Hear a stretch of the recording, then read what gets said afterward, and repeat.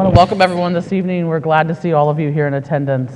And we want to thank the Tuttle Community Recreation Center and all the students and staff for hosting us tonight. We really appreciate that. We're going to start every meeting kind of as we've started in the past with an introduction of the members of the committee. And I'll just point out that we have city staff. I always ask them to introduce themselves and they don't have microphones. So city staff is here to answer questions, and we'll be making presentations throughout the evening. So if we could go around the room and have everyone introduce themselves again. Sorry to put you on the spot. Would you like me including the introduction? Anything you would like. Anything that I would like. Good evening. My name is Lord Asproso de Padilla. I am a lifelong resident. Actually, I'm a boomeranger. I moved for 10 years, lived on the East Coast, came back, was a nonprofit executive, worked for a national nonprofit. We have a local office here. Have been a community organizer, mom of 2 little girls, and I live on the south side. Thank you. I'm Tyrone Laws, President of Baptist Ministry Alliance of Columbus and vicinity. Also born and raised here. I started right here on campus at the OSU Hospital and went on from there. Glad to meet you and good evening to everyone. Thank you. I'm Kerry McCarthy. I run a policy and advocacy nonprofit called Innovation Ohio. I am a Clintonville resident, and I'm thrilled to be here, and I appreciate seeing so many faces tonight. Thank you. Good evening. My name is Frida Gilliard, and I'm retired, and I live on the east side of Columbus. I'm John Rosenberger. I'm a farm boy that came to Columbus 50 years ago. Took my first degree in agriculture just a short distance from here. Later got licensed to practice law. They'll give those to almost anybody, you know. And I live down on the edge of German Village. Thank you. Good evening. I'm Jeanette Bradley, former elected official and resident of Barton's. Thank you. And I'm Stephanie Coe. I currently live on the south side and am chair of the Southwest Area Commission. Again, we want to welcome everybody. We will move into the rest of our agenda. I wanted to highlight the scope of what this committee has been asked to do, which is in our bylaws. And I'm excited to see speakers and those here tonight to address the group. But again, I just wanted to highlight from the preamble of our bylaws that the purpose of the Columbus Charter Review Committee is to survey the community input. To survey the community input on a focused set of issues relating to the vacancy and appointment process, structure, and size of Columbus City Council, and to identify those relevant sections within the Columbus City Charter. And upon conclusion of our public meetings, we're going to issue a sort of assessment or findings and recommendations to the mayor and to City Council. So again, we kind of have a narrow scope. Well, we do have a very narrow scope. So we're going to stay as focused on that specific scope as possible. And we will move into the first item on our agenda. There's a fly attacking me tonight. So we should have all received a copy of the minutes from the last meeting. Does anyone have any corrections, comments, or concerns about those minutes? Could I have a motion to approve those? Move approval. Thank you. Thank you. All those in favor? Aye. Anyone opposed? Thank you. And we're going to go with a summary of the public comments received to date. Mr. Johnson, are you addressing that? Thank you. The committee has received 3 public comments to date since the intervening meeting, and those are all provided in front of the members, and those will be speakers during the public comment portion of this evening's meeting. Okay, thank you. And before we proceed any further, there are speaker slips and agendas up at the front of the room if anyone needs an agenda or would like to submit a speaker slip yet to be heard tonight.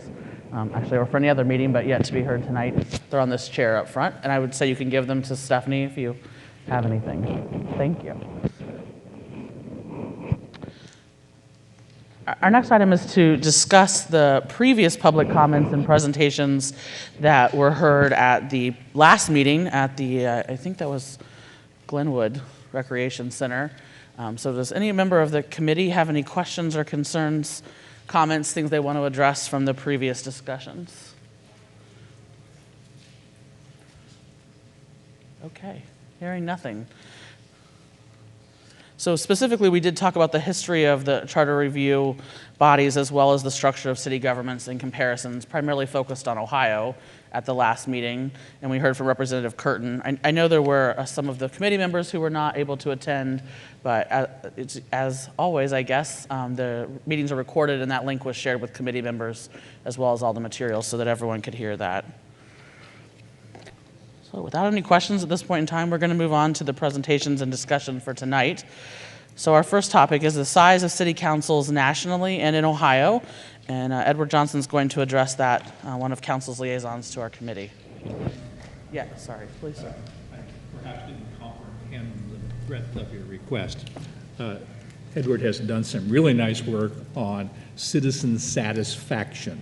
And I was under the impression, maybe misimpression, you'd be addressing that this evening. Yes, no? Yes, the research requests from the committee from last week will be included. All right, thank you. In the I was going to presentation. say, maybe I'll just highlight that. As part of our discussion of the last meeting were a number of topics that members of the committee kind of threw out as things we might be looking for data on to consider kind of as metrics for how we evaluate this process. So I think staff has prepared a number of those things. So that would be one of them that'll be addressed tonight. And if there's further topics, we'll make a list at the end of the meeting. So please, Mr. Johnson. Thank you, Chair Coe. Good evening, members and members of the public. My name is Edward Johnson, Director of Legislative Affairs for City Council. This evening, my presentation will have several parts. The first, city satisfaction metrics. The second, the best cities index ranking and an explanation thereof. And third, a comparative analysis of the size of city councils around the country. Please feel free to ask questions as they arise, and I will do my best to provide answers. First, city satisfaction metrics. Per the committee's request regarding those metrics on resident satisfaction in various cities, staff has provided members with a spreadsheet that summarizes the findings of a 2014 Gallup Healthways survey of metropolitan service areas for the years 2012 and 2013. The initial survey polled residents in 189 of the country's MSAs on whether or not residents were satisfied with the city or area in which he or she lives. So as not to overwhelm the committee with data sets, staff has pulled the survey results for the MSAs anchored by the country's top 25 largest cities and all of the MSAs in Ohio. The survey results show that 86.6% of respondents in the Columbus MSA are satisfied with where they reside. That result makes Columbus the MSA with the most satisfied residents in the state and clusters us in the 85 to 90 range with MSAs like Austin, Charlotte, Nashville, San Diego, Portland, Seattle, and San Francisco. Based upon the results of this Gallup Healthway survey, staff would conclude that Columbus has a generally satisfied citizenry.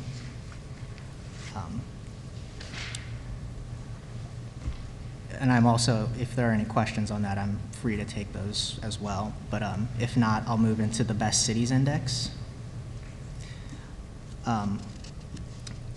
Next, just for some background information on the Best Cities Index, which you'll hear referenced quite a bit throughout my presentation. The Best Cities Index is compiled by WalletHub and ranks the 62 largest cities with populations over 300,000 on the basis of metrics that include livability, local economy and taxes, the quality of each city's health and education systems. The information for each of those metrics comes from the U.S. Census Bureau, the U.S. Bureau of Labor Statistics, the Federal Bureau of Investigation, the Centers for Disease Control and Prevention, the Council for Community and Economic Research, the Child Care Aware of America, the National Partnership for Women and Families, GreatSchools.org, the U.S. EPA, and other organizations. Municipal governance and satisfaction are not rich veins of research, and through staff's work, we found the methodology used in the Best Cities Index provided one of the better apples-to-apples comparisons of quality of life in cities throughout the country. Now moving on to kind of the meat of the presentation, size of city councils around the country. Building on the structure of government conversation from the last meeting, the chair asked that I provide members with information on the top 25 largest cities' legislative bodies, and additionally, we've included data on Ohio's 7 largest charter cities.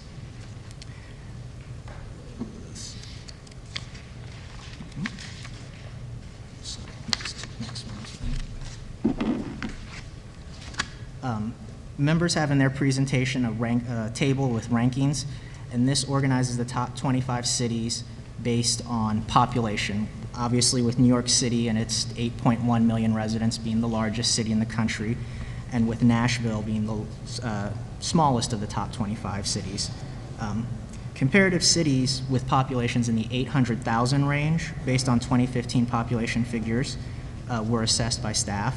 And I say with the exception of Jacksonville and Indianapolis as outliers, for the average size of their city councils.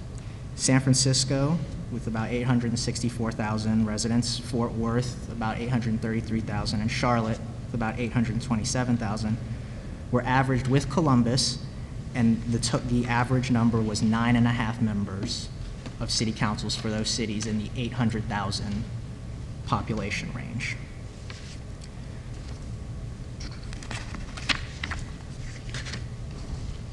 Moving on, the next table will show you that we reorganize those top 25 cities, and we organize them based on their rank on the Best Cities Index. San Francisco coming in at 1 overall on the Best Cities Index, but also the top 25 city on the index. Cities with a Best Index ranking of 30 or less, that's to say 30 or better, and a population in the range of 800,000 include San Francisco, Charlotte, and Columbus. When you average those city council numbers together, you get an average of 9.66 council members. An assessment of the top 12 best index cities, with the exception of Houston and Nashville as outliers, averaged together demonstrates an average of 10.8 total council members. Using Columbus's ranking of 30 as the benchmark, 8 of the top 10 U.S. cities by population on the Best Cities Index ranked above 30. That's to say a placement of 30 or worse on the Best Cities Index. And those include New York, Los Angeles, Chicago, Houston, Philadelphia, Phoenix, San Antonio, and Dallas. 2 of the top 10 largest cities on the Best Cities Index had a ranking of 30 or better, placing them above Columbus's ranking, and those include San Diego and San Jose. The next chart will show committee members, the size of council of each of the top 25 cities, in addition to, and I apologize, I'm out of order here.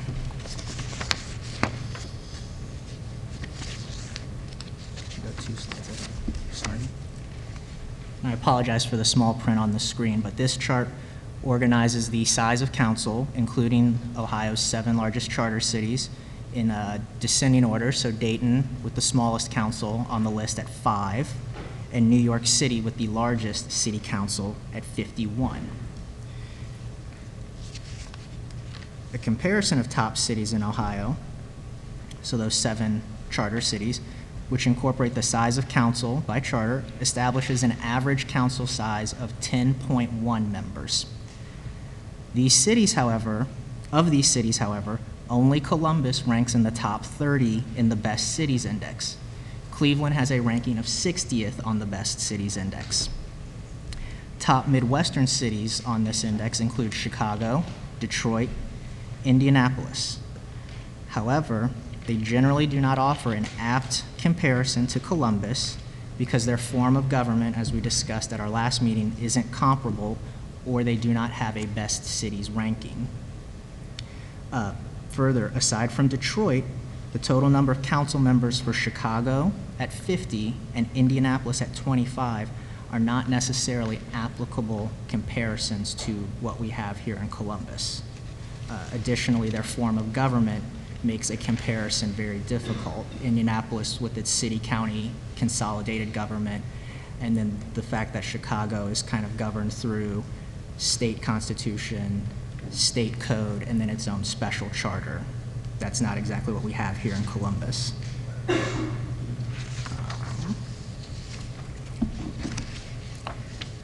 Next, I'll move into top 25 cities by region and giving a range and ratio of residents per council member.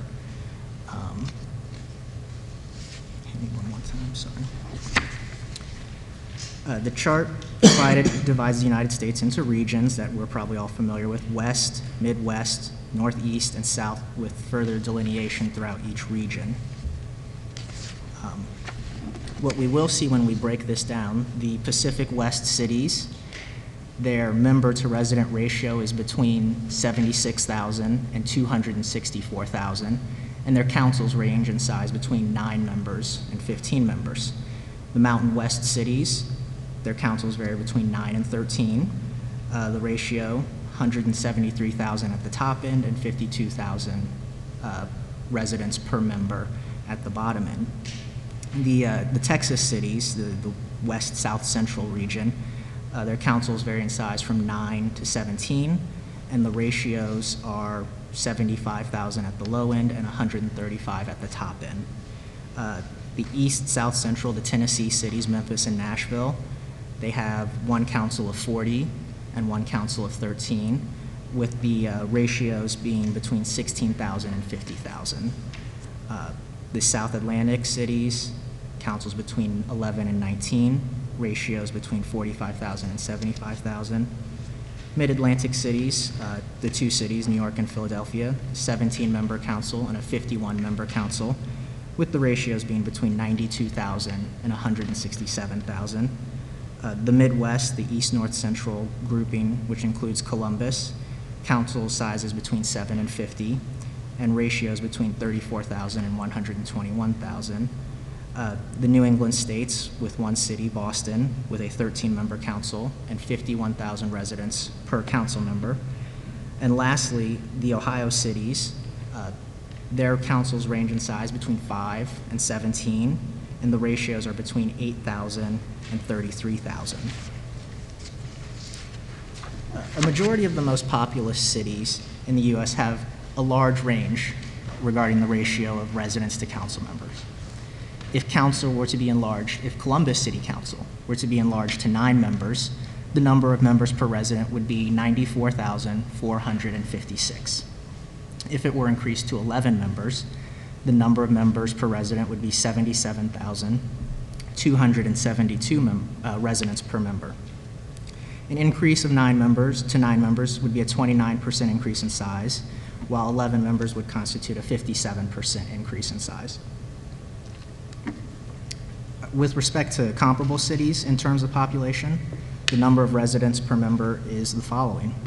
San Francisco, with 11 members, have 78,000 residents per member. Charlotte, with 11 members, has 75,000 residents per member. And Fort Worth, with 9 members, has 92,000 residents per member. Other top U.S. cities with 9 total council members are Phoenix, San Diego, Seattle, El Paso, and Detroit, and they range from 173,000 residents per member to 75,000. Further, other top U.S. cities with 11 members are San Antonio, San Jose, and Austin, and range from 133,000 to 84,000 residents per member.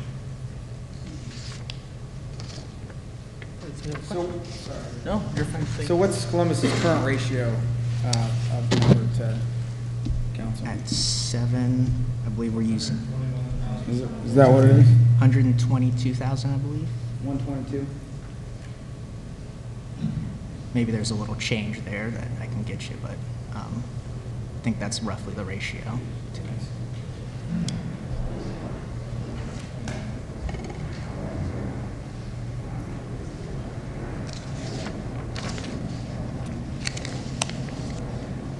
And moving on, if there are no other questions, we'll look to cities and population change on this chart.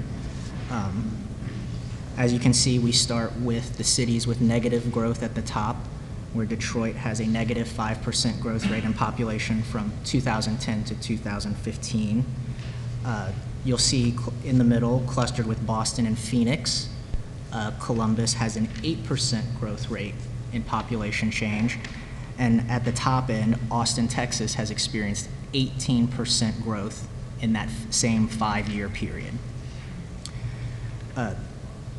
Those cities with the 8% growth that we're clustered with, Boston and Phoenix, when you average the size of their city council, they have 9.6 members total. Columbus, Boston, and Phoenix averaged together.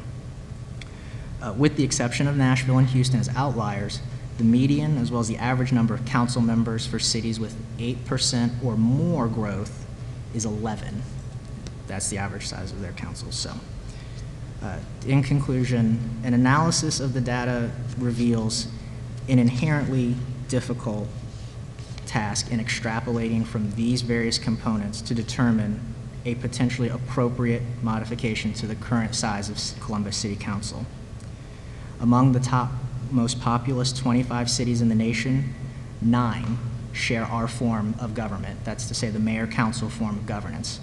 Those cities are Los Angeles, Houston, San Diego, Columbus, Seattle, Detroit, Washington, D.C., Boston, and Memphis.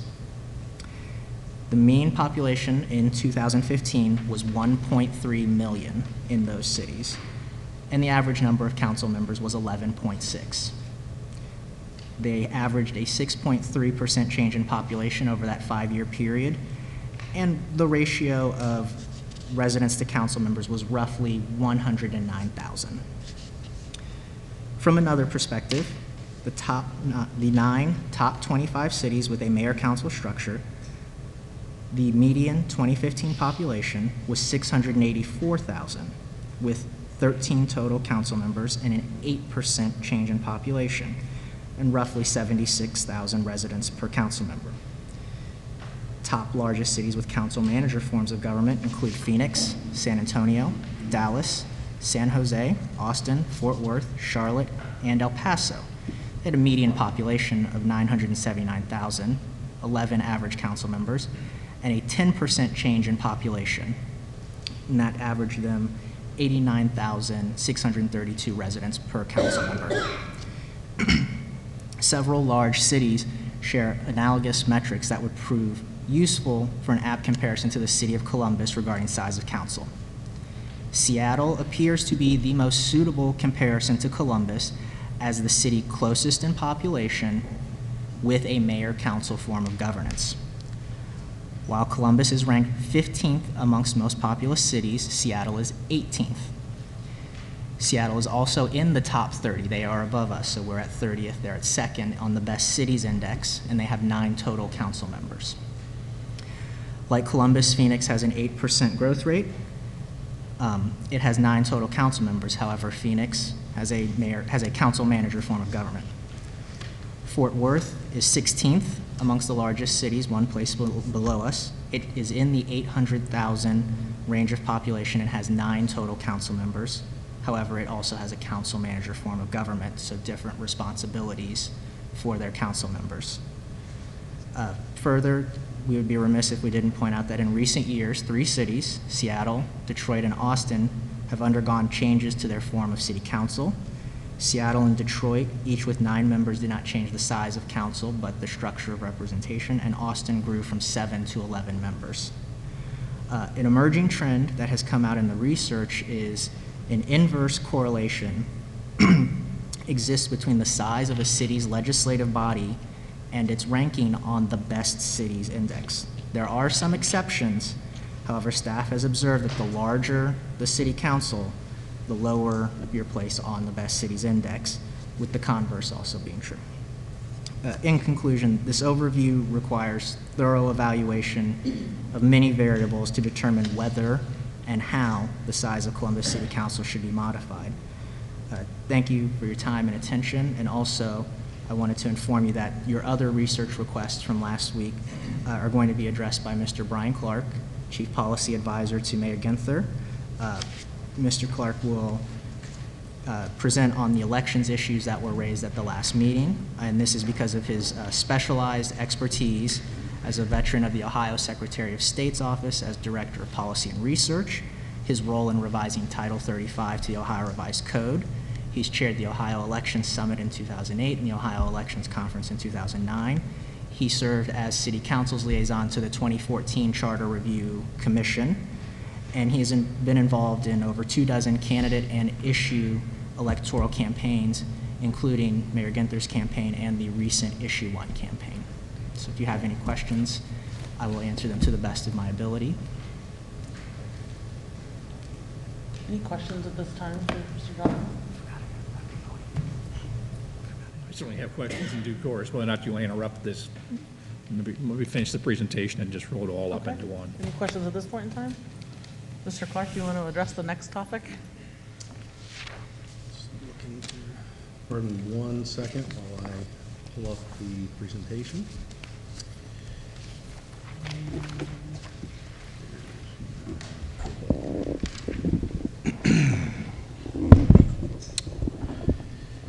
Chair Coe and members of the committee, thank you for the opportunity to join you this evening.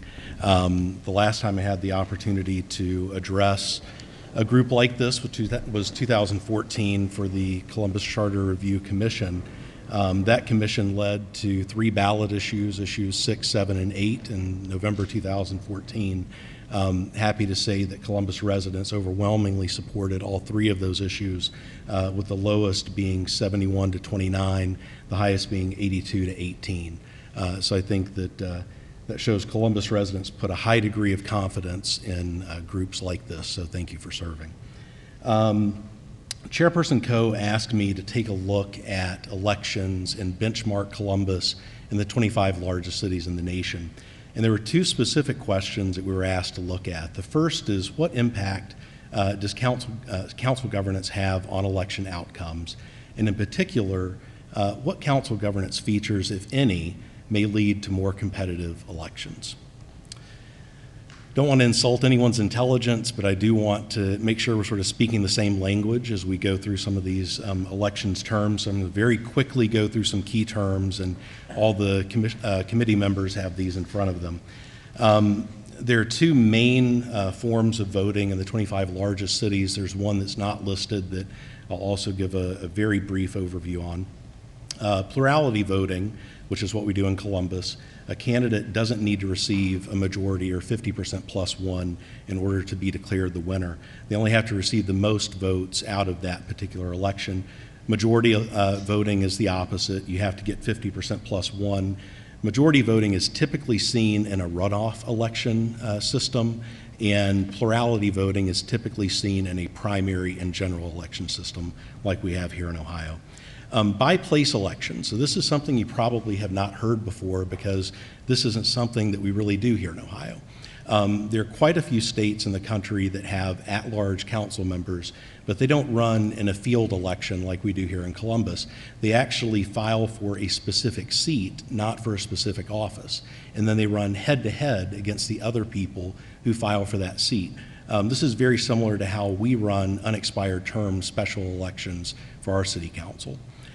Field elections, shall we elect our Columbus City Council?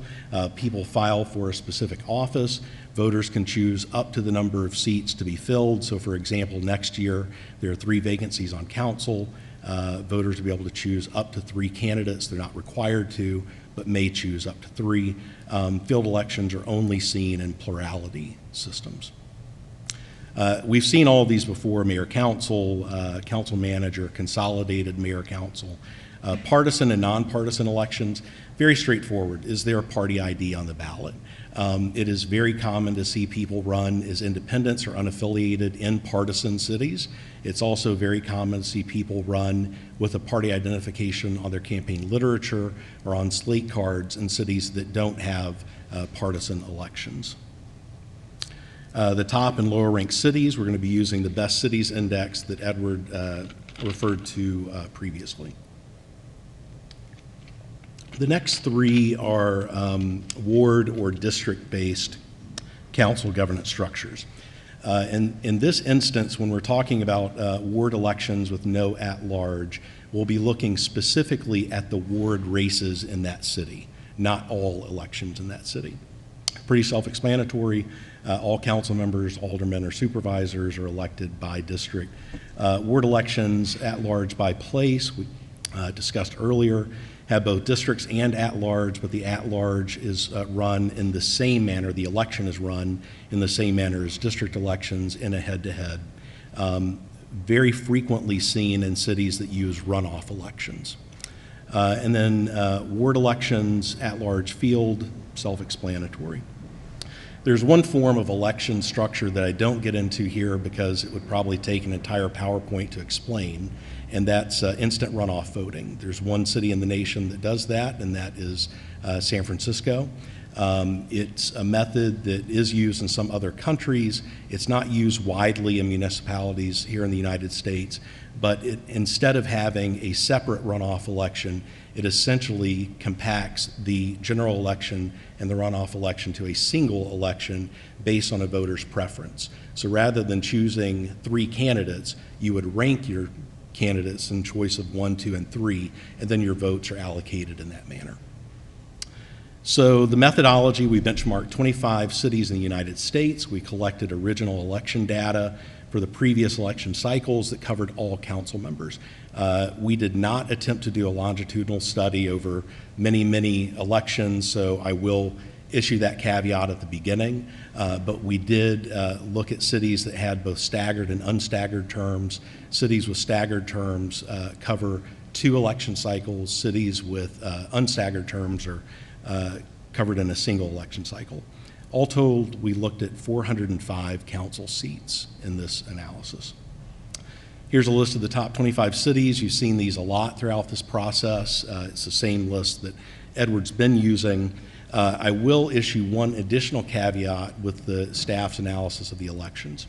There are 3 cities that within the last 10 years have changed their form of council governance: Austin, Detroit, and Seattle. We have not included Austin's election data in this analysis because they've been through a single election cycle. And what we don't want to do is take the first election under a new system with an expanded number of council members that could skew the data. We did, however, after looking at the data, choose to include both Detroit and Seattle because of the number of election cycles and because the number of their council members did not change in that change of election structure. A couple of key findings. So 36% of cities have staggered terms. This was kind of an interesting finding. It's a pretty standard thing to do here in Ohio. In other cities, especially in the Southwest, this is not something that happens with regularity. So in 64% of cities, the entire council stands for election in a single year. Now that may or may not coincide with the election of a mayor in that city. 80% of cities have elections in odd numbered years. 20% of cities, and these are primarily cities in California, have elections in even numbered years. I'm going to skip this slide because it goes through a lot of the things that Edward's already shared with you. So in answering the question, does council governance structure have an impact on election outcomes? We looked at 2 key things. The first is margin of victory, and the second is contestedness of elections. For margin of victory, that's simply the difference between the winner and the next closest challenger in any given election. A lower margin indicates a more competitive election as measured by margin of victory. Again, a very critical caveat to give. There is not an apples to apples between field races and other races. Field races, by their very nature, can have, depending on the number of candidates, as low as, I believe, 26% in order to win a field race. So typically, you can double the winning number for a field race and get an approximation of what it would have looked like had it been head-to-head. But again, I want to issue that caveat up front. Looking at margin of victory, Columbus over the previous 2 election cycles had a margin of victory of 5.2% between the lowest placed field candidate and the highest placed challenger in that field race. We then look at the margin of victory in other types of election processes. What we see is that the lowest margin of victory, and here low is good, is found in cities that have a hybrid council structure where we have at-large field elections. And this is looking only at the at-large field elections, not the ward elections in that city. Next, we have consolidated mayor-council structure, mayor-council form of government. Cities that were top ranked, this was another very interesting finding as we looked through this. The better you did on the Best Cities Index, the more competitive your elections were, which was sort of an interesting finding. You know, you wonder if people are more apt to be unhappy with their city electorate and kick the folks out if the city were not trending in the right direction. And then lastly, nonpartisan elections, also a lower margin of victory. But these are not low margins of victory, and I do want to point that out. When we're talking about a low margin of victory for nonpartisan elections, the margin is still 29% median between the winner and the loser. So these are not close elections that we're talking about. Highest margin of victory is associated with ward elections in a hybrid system, ward elections period, lower ranked cities, a council manager form of government, partisan elections, and then the very highest margin of victory was found in ward elections of cities that have at-large field councils. So we'll see here, one of the things we looked at was the relationship or the margin of victory between council size. Hold on 1 second, make sure I've not skipped one. Between council size and the number of council seats. This is looking back at the size of council. We found there was no statistical correlation between the number of seats on council and the electoral outcomes in that city. Here's a slide I was looking for. So this is all the cities in the country that have, top 25, that have a hybrid council structure where some council members are elected by ward and others are elected at large by place.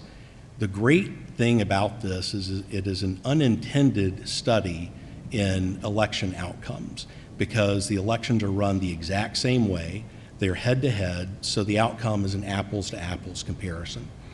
What we see is a weak but statistically significant correlation between the margin of victory in the at-large elections in that city and the margin of victory in the ward elections in that city. And by that I mean that the at-large elections are actually closer than the ward elections in those cities. We have on the far end San Jose, where the ward elections were won by an average, or a median I should say, of 10%, where the at-large was by 2%. On the far end we have an extreme of Fort Worth, where the margin of victory in the wards was 66, and the mayor and that council manager form of government ran unopposed and thus won 100% of the vote.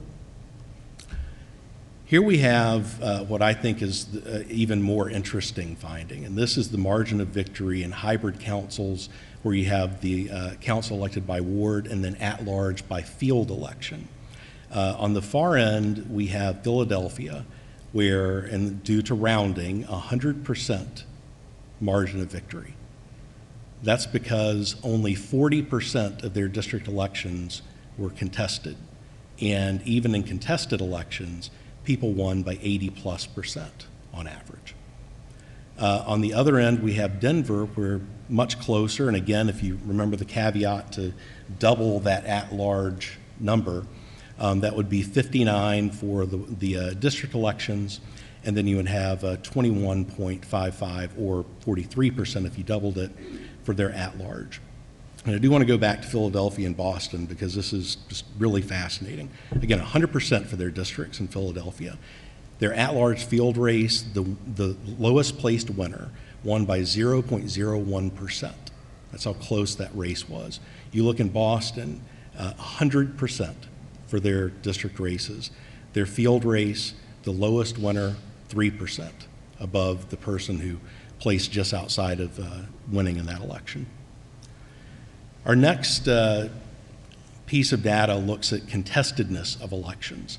This refers to elections where more than one candidate appears on the ballot for the general election. In a runoff election system, only one candidate appears on the ballot in the general and there is no runoff. That would be an uncontested election. In a primary election system, only one candidate appears on the ballot in the general election. I make that caveat again because you can have someone contest a primary and then drop out prior to Election Day. So we did not look at cases like that. We only looked at those general elections. Here again is a list of everything from contestedness, from the most contested elections at 100% to the least contested at 64%. So a third of the elections not contested in that case. The following is most associated with contested elections: at-large field elections, a mayor-council form of governance in municipalities only, and at-large by-place elections. And these are associated with the least contested elections: ward elections in cities that have a hybrid system, whether it's at-large field or at-large by place, and council manager cities. Here we have a list of all the cities in the country, again, top 25 that have hybrid systems and elect their at-large members by place. Great news is that 4 of these, Memphis, San Antonio, San Jose, and Seattle, had 100% contestedness in all of their elections. And that's what we want to see in a democracy. At the low end, we have Dallas, where only 50% were contested in their ward races, whereas 100% of their at-large were contested. Here we have the same thing for the hybrid systems with field races for their at-large. Detroit, for a lot of reasons, had 100% contested elections that year. But then at the far end, again, we had Philadelphia, where 100% of the at-large elections were contested, only 40% of the district elections. Interestingly enough, Boston and Charlotte are also in the 40s there, and then we see a sizable jump up to the county consolidated governments in Denver and in Nashville, where we have roughly 75%. Here's our trend line, all the data that we just went through, contestedness and margin of victory. And what we see here is there is a very clear trend between the contestedness of an election and the margin of victory in that election. So we took a look at that and said, is it statistically significant? And it is. So as your margin of victory goes up, your contestedness goes down. In summary, for contestedness, what are the features of a council governance structure that are most associated with a low margin of victory and a high degree of contestedness? And in our analysis, markers of competitiveness in elections: at-large field systems, mayor-council forms of government, being top ranked in the Best Cities Index, at-large by place elections, and nonpartisan elections. Great thing is that Columbus happens to have 4 of the 5 here, and the 5th that we don't have is mutually exclusive. So you can not have both at-large by place and at-large field. Markers of less competitiveness in elections: lower ranking in cities, in the Best Cities Index, ward elections in cities that have a hybrid system, at-large by place, partisan elections, council manager form of government, and ward elections with at-large field races. So a few final thoughts I'd like to share here. I found it very interesting that there was a correlation between the Best Cities Index and electoral outcomes, and specifically a counterintuitive linkage. Just as we saw that the best cities have smaller councils, we also see that the best cities have more competitive elections, and I think that's a very good thing. You will note that there's one thing that's not in this analysis, and that's voter turnout. And there's a reason. There are 2 reasons for that. The first is that voter turnout is universally low across the country. That's the first, more so in municipal elections than any other. The second is that we cannot do an apples-to-apples comparison in many cases because both election dates and voter registration laws are set at the state level. In Texas, for example, many of these things are in the Texas Constitution, look very different than Ohio. You have different lengths of time for early voting. You have different methods of early voting. In Ohio, everyone in every county has a single location, and they all begin early voting at once. In Florida, for example, different counties begin early voting at different times and have different numbers of early voting sites. Elections are run in different ways in different municipalities. We are more than happy to attempt to find some way to sift through this and find a way to talk about voter turnout, but the bottom line is that voter turnout is unacceptably low in municipal elections, whether it's during an even year or an odd year, and that is universal across this country. I will now do the analysis of issue 1. I'd like to begin by acknowledging Jonathan Beard, who's here. Jonathan was the spearhead of issue 1. Jonathan is the first and only person who has succeeded in placing an issue before Columbus voters on the ballot. And for that, he certainly deserves a great deal of credit. This is the outcome of the issue 1 vote in the city of Columbus. These are all of the voting precincts in the city, and on this map, green, which shows up somewhat there. These are places that voted under 50% for issue 1. Anything in blue is over 50%, and the darkest blue is over 87.5% against issue 1. I'm going to do a little close-up here. So where we're sitting right now is one of the places that voted most in favor of issue 1. It's actually a pretty interesting sort of academic exercise in the micro impacts of a larger election. As the folks here in the audience know, there's a very controversial zoning going on in this area of the city, the Pavey Square project. That project has led to a very active and engaged citizen effort, quite a bit of opposition from area residents, and I think that frustration was seen in the way that they voted on issue 1. Other than that, we'll look down to Franklinton, another sort of interesting emerging area of our city. This is a place that saw probably more political organizing in this year's primary than it has ever seen before.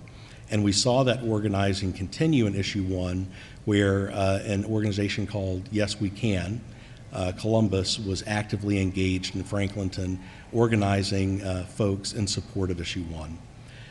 The Hilltop, which is the green area there on the west side, and this is Central Hilltop, the top of the hill. This was, I believe, the first or one of the first area commissions to vote in favor of shifting Columbus City Council to a district representation. There was quite a bit, again, of organizing in that area in support of issue 1, but it is interesting and I think telling that while the Central Hilltop did vote in favor of issue 1, precincts immediately to its east and south voted overwhelmingly in opposition to issue 1. And here we go again. We can see that there were no precincts that were south of 70, with the exception of the Hilltop, that voted in favor of issue 1. Here's a breakdown of the outcome of issue 1. I'll begin with the cost. The cost to taxpayers was $1.3 million for the special election. The reason that the cost was so high is that we didn't share the ballot with any other issues. The reason that it was placed on a special election ballot is the requirements under the Ohio Constitution for the holding of a special election based on when petitions are submitted to the city clerk and the ballot issue is approved by Columbus City Council. Voter turnout, 9.37%. So less than 1 in 10 Columbus voters chose to come out and weigh in on this issue. This is, unfortunately, not out of step with their off-year election turnouts in primaries or in special elections that are in odd-numbered years. Issue 1 was defeated 71.4% to 28.6%. This was the largest defeat of an issue in our city's history. The next closest was in 1984. An amendment to the civil service section of our charter was defeated 86.2% to 31.8%. This was, this issue was essentially the SB 5 of its time here in Columbus. Previous ward issues, as Mike Curtin shared last week, failed in the 60 to 40% range. A breakdown of precincts: 95% of Columbus precincts voted against issue 1. 481 voted against it. 24 precincts voted for issue 1.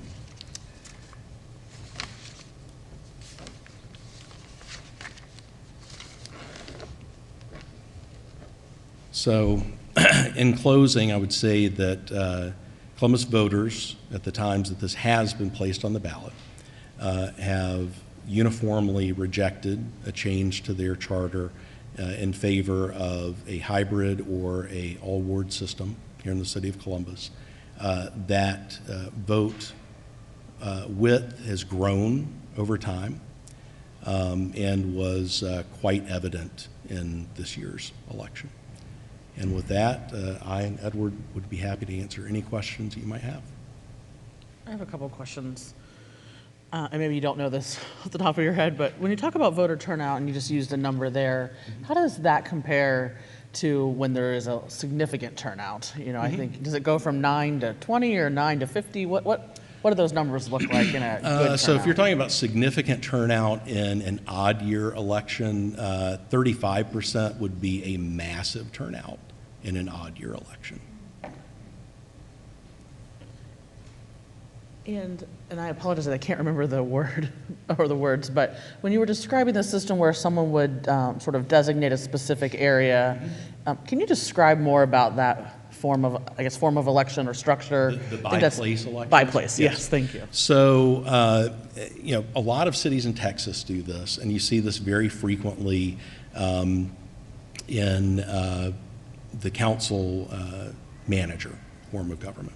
So in a field election like we have here in the city of Columbus, you simply go to the Board of Elections and you file your nominating papers, your petition papers for the seat of council member. Your name is placed with everyone else who has filed. If there are 3 seats up and 7 people file, we have a primary, whittle that down to 6, and then you have your general election. In cities that have by-place elections, they are by and large runoff cities, not plurality voting cities. So they have a general election. Your nomination is by petition, not by primary. So if your petition is valid, you go on the general election. If an individual, in this instance, you would say, I'm running for, I think it's in Dallas maybe, where they use letters to signify their districts instead of numbers. You would say at-large seat A, at-large seat B, at-large seat C. It would still be the entire city voting on that election, but they would only vote for the individuals there, and they would cast 1 vote as opposed to, in the previous instance, 3 votes in a field race. So if I'm following, everyone who would submit a petition for seat A, there could be 2 people on the ballot, there could be 20 people on the ballot, and then every voter who goes into the polls to vote is voting for every one of those lettered That's correct. districts, but they're only casting 1 vote. So they're picking between the 1 to X number of people and selecting Yes. 1 in each lettered district. Yes. So if they had A through C, they would vote once for A, once for B, and once for C. And are they, this may be a silly question, are they basing which A, B, C they select on residency? Or No, they can choose vote for anywhere in the all city? A, B, and C. I'm sorry? So in this system, you would vote for your ward council member, and then you would vote for all of the at-large seats. So you would vote, say you lived in District 1, you would vote for your council member in District 1, and if there were 3 at-large seats that were on the ballot, you would vote in all 3. So all told, you would vote for 4 council members in that election. I guess what I was asking more is the person who who files a petition for a particular A, B, C area, are they filing that based upon their resident of A, B, or C? Or you could live on one side of the city and pick A, B, or C on the other In side? at-large by place, you can live in anywhere in the city. The only quirky system is in Memphis, Tennessee, where they have 2 super districts. These are called multi-member districts in parliamentary elections. It's the way we used to elect our state senators. So they literally divided the city in half. Here's Super District 1, Super District 2. You vote for 3 over here, and you vote for 3 over here for a total of 6 at-large Super District Council members. It is, I will say, and this is off topic for the election section, but Edward alluded to it. When we say that cities are sort of the kitchens of democracy, we really mean it, because it is very difficult to find apples to apples comparisons out there between the forms of governance and the way that elections are run in other cities. Thank you. Are there other questions from members of the committee? No, please. You may not know this, but just when you were looking at the top 25 and you mentioned that the at-large contested were the most contested, did you happen to notice anything specifically about those at-large, such as the top vote getter would become the president of council or anything? Was there anything other than just an at-large that might have generated that level of competition? That's a great question, and that is definitely the case in at-large by place elections. That's where the mayor is typically the at-large seat in a council mayor form of government, and the mayor serves as our council president, essentially. That is not the case in other at-large systems, so the field races. What we found is that field races just tend to be a little bit more contested. I think part of it is because, as we see in the data, it's quite frankly easier to win in a field race than it is sometimes in a head-to-head race. We also see that in the absence of a great deal of turnover in councils, and we see this in Philadelphia and Boston, in Charlotte, you have very low contested rates for districts, and these are almost exclusively incumbent districts. You do not see uncontested races where it's an open seat.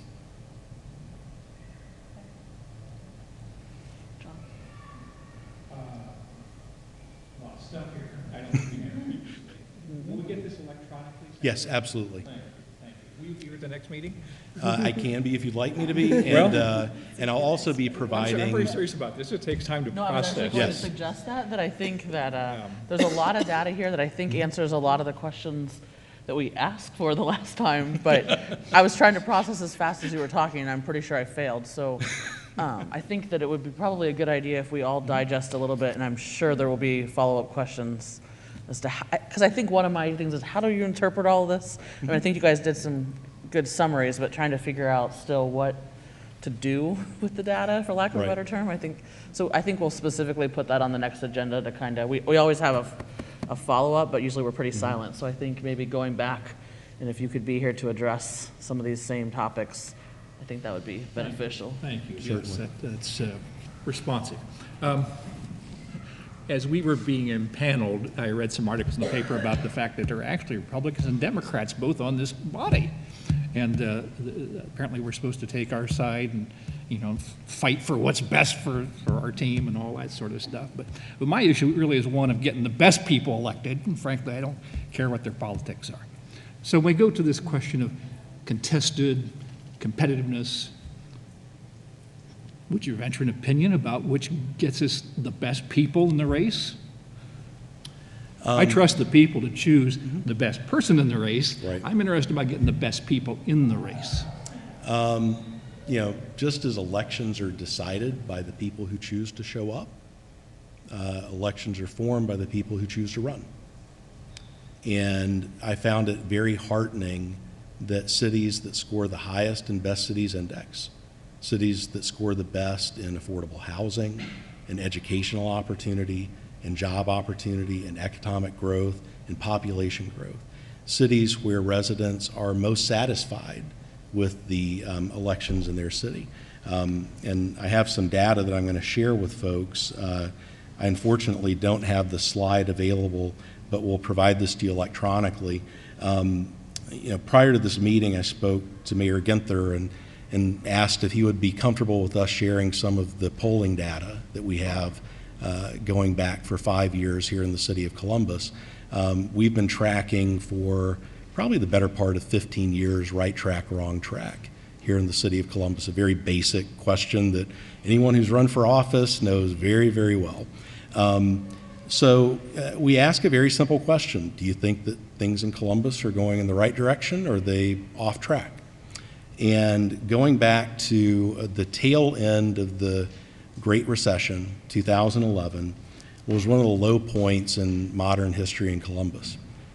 45% of Columbus voters felt that we were going in the right direction, 38% in the wrong direction, 17% just weren't sure.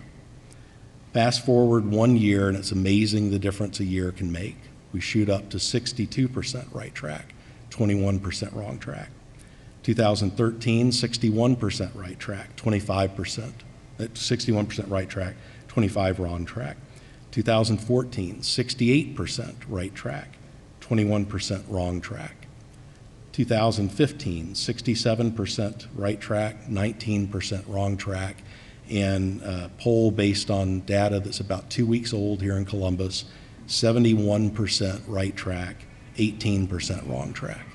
These are numbers that our pollster reminds us every single time I meet with her.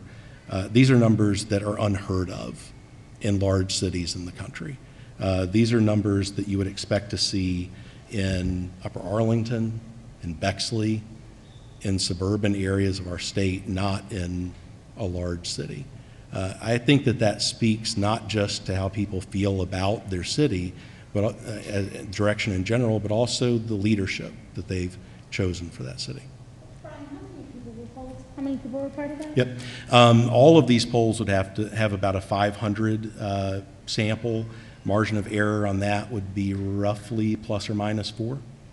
And who are they? Like, how, I always wonder with polls, where do they get polled? I've never been polled. Like, Yeah. who are those people? Yeah. And I'm asking because who do they represent? Right. Like, So every poll that we conduct, and this is standard practice in polling, and hopefully I'm not boring everyone, but we essentially go out and we take the voter file of all registered voters in the city. We match that with commercial data so that we know their phone number. We use a program that pulls out a random sample of those individuals. They know that in order to get 500 completed interviews, they're probably going to have to pull about 25 to 30,000 phone numbers. They'll then call through until they've got a representative sample, and if the sample is not representative of the race, the gender, the age, and the area of the city, they then go in and weight that data so that it accurately reflects that picture of the city. All sort of standard practice for polling. I want to go back and work on our point together, because I want to be certain I understand it. I say to you that I think we should be worried about getting the best people elected. Yes. And the best way to get the best people elected is to get the best people to run. And so, as I take it from this, systems that give us competitive races, people run because they think they might get elected. They've got a story, they've got credentials, or whatever. And if they think they don't have a prayer, then good people don't step up. Feels that way to me. Talk me into it or out of it. I think that we see the opposite happen in large cities that have ward or district elections. There's a reason that in Philadelphia, 60% of the districts were not contested. And it wasn't because Philadelphians feel great about the direction of their city. It's not because of where it falls in the Best Cities Index. It's because they have a very strong Democratic Party in that city. And that strong Democratic Party protects the incumbents that have been elected in those districts. It's that simple. I think we might still be in agreement. People lament that we have so many Democrats. Some people lament that there's so many Democrats on council. And I know the registrations skew deeply in that direction. So I'm inclined to quote Gomer Pyle, who always said, surprise, surprise, surprise. Got a lot of Democrats, they tend to elect Democrats. You know, that's the way the system works. I get that. So I'm back to my question, still of getting the best people. And I think you disagree with me, but I'm not certain. I mean, I want good people to run. Okay? And aren't you incented to run if you think that you might be competitive? Is the answer to that yes? Or no? So my experience in running campaigns is not that people make a decision based on necessarily their likelihood of winning at the beginning. The people who choose public service typically get into it because it's a calling like any other calling, and they can't imagine doing anything else.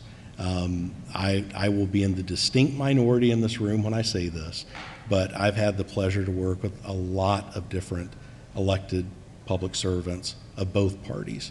And I can say both Republicans and Democrats, they do it because they love their city, they love their county, they love their state, they want to serve. And I think that that's what motivates most of the people, at least in Central Ohio, who choose to get involved. I don't disagree that when people are passionate, it gets them in the mood. At some point in time, they become rational. Is it worth getting in the mood for? And now I'm back to the question of the competitiveness of the situation we offer up. But I guess enough said on that. John, I think I understand what you're saying. Yeah. You know, there's always the motivation. You know, people run for whatever reason, but when you're talking about the competitiveness, people look at the realities of life. That's right. You know, you can have a fantastic person, and the basic tenet of the campaign is you can have a fantastic issue, you can have a fantastic candidate, but if that message doesn't get out, and then you can get in all the intricate details of how does one's message get out. So it's a complex. I don't think you can just answer one particular why can't this person, or why why you can't get the best person. It's an individual race. It's that time. You know, you're talking about off-year election, or there's just a lot to it. To get the best person. I'm saying to get the end result that you're talking about. Well, to be clear, I think we've had some really good people run for office. No, I want to be clear about that. We're talking here about messing around with the system, and so the question is are we going to cause less good people to run for office? So I want to be clear about that.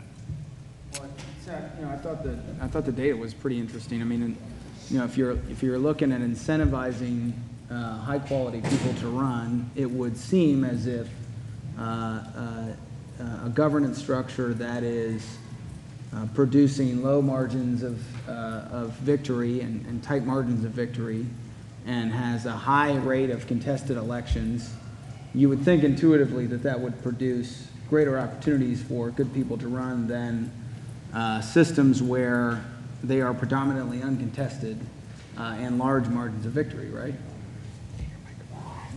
Sorry. You mean to repeat all that? Most people probably heard. No, I mean, I think, you know, the data is pretty compelling. You know, yes, there's certainly, it's predominantly a Democratic city, so inherently you're going to see more Democrats elected.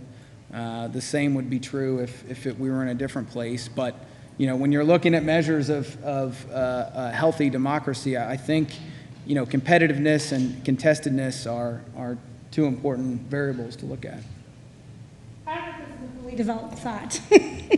But I would also say one could argue that as an incumbent, you have a name recognition, and with lower voter turnout, when I go to the polls and I'm looking at the ballot, if I recognize a name, I'm more inclined to go with the name that I recognize. And that same theory is true even in award system, right? Because even within award, I mean, how many people on average would be an award, right? You know, several thousand people, right, we're talking about? And it depends on the city, correct? Yeah, I believe that, what is it, roughly What was your number there, Edward? Like 23 to Right. 200,000, but probably So you're 70, having the 80, same 90. sort of, I mean, this, you know, it's not like in a school and city council, I mean, you know, student council where you're gonna, odds are you're gonna know or bump into that person in the hallway. I mean, you're still talking about pretty large numbers. So I feel like the same sort of, you're facing the same sort of challenges. I also feel like, I mean, you know, you have strongholds within those wards as well. I mean, I've lived in cities where there are ward systems and there are those strongholds of people who, they have that name recognition. And so I think in terms of competitiveness, that's what you're competing against, right? How do I get my name out there, my message, and why would people then trust me as opposed to this person? And especially I think when you're talking about these low voter turnouts where people, they're moved to go to the, people are usually moved to go. I don't know if this is totally scientific data, but I'm gonna go with it. People, I can make bad election jokes, but people are moved to go because they're passionate about one of the issues on the ballot, correct? And so the rest of those, you will go as you're moved once you're there, right? I think not all the time. I mean, obviously I can't speak for every voter, but I think that that's part of the challenge that we're facing as well, John, I think to your point. So I do think that good people can run. I just think, how do you combat that incumbent that has that name recognition, you know? And how do you put forth that message if you do not have the resources and the people and the power behind it? Yeah, please. You had mentioned during the course of your presentation that field elections were more competitive than head-to-head elections. Can you talk a little bit more about that? Maybe give us some numbers from some recent elections? So, I mean, a couple of theories about why field elections would be more competitive. The margin of victory necessary to win is much lower. The ability to run with other candidates, thus sharing the burden for the cost of fundraising and campaigning. There's a lot of incentive to run as a team in a field race. One of the downfalls of field races that academics will point to is the likelihood of a slate to win all the seats. So there are downsides to a field at large versus by place elections. But I will also point out that if you look at cities that have hybrid systems, the at large by place and the district elections, people still run on a slate. People still appear on a sample ballot of a party, still share resources, still run commercials together. They just simply do it by district versus citywide. Again, I think what's very fascinating here is that it would seem intuitively that if a district is smaller than a city, then it shouldn't cost as much to run and you should have a better chance of winning. But the data doesn't back that up. The data does not support the theory that a smaller district leads to more competitive electoral outcomes. Is that data we have in something? So after this presentation, I'm going to share all the raw data with the committee, so you'll have a really, really big spreadsheet with a lot of numbers on process, it. but I think Yep. the point you just made is probably counterintuitive to what most people think. So Yes. you're saying that the smaller the area in which the person's running for, so a district versus citywide, you would assume that the cost to campaign and get your message out there would be less area, less people, et cetera. But the data shows that it's the opposite? No, the data shows that you would assume that a smaller district would take less money and you'd have a better chance of winning. The data shows that you don't have a better chance of winning. And in a media market like the city of Columbus, all you have to do is look at all the state representatives that are running right now and know that you still got to be on TV in a tight race. You still have to do a lot of direct mail in a tight race. And it is just as expensive to buy that TV for your district as it is for the entire city.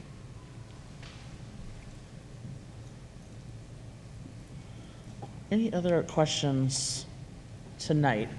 And again, I think for those in the audience and maybe watching, if there are questions, we're going to address this topic again for questions from the committee, but as well as if anyone wants to submit speaker slips before the next meeting related to this, we will address those as well. I want to be certain I keep track what the moving parts are. We've had this presentation and we've had a dialogue about it.